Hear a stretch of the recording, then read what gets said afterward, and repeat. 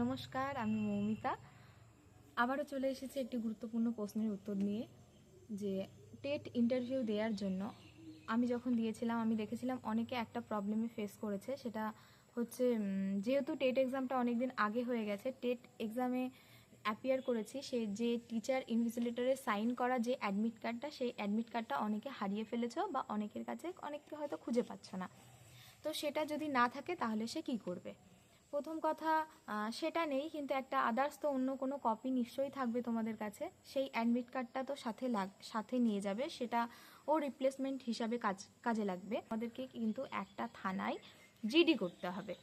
এবার জিডিটা তোমরা যেদিন তোমাদের ইন্টারভিউ, তুমি সেই দিন সেখান থেকেও করতে পারো, সেখানকার যে নিয়ারেস্ট যে থানা থাকবে সেই থানা থেকেও করতে পারো। আবার তোমাদের যদি মনে হয় যে তোমরা কাজটা একটু এগিয়ে রাখবে, তাহলে তোমাদের লোকাল যে থানা আছে সেই থানাতেও কিন্তু একটা জিডি করিয়ে রাখতে পারো, যে তোমার টেট যে অ্যাপিয়ার করেছিলে সেখানকার যে অ্যাডমিট কার্ডটা সেটা তোমার হারিয়ে গেছে।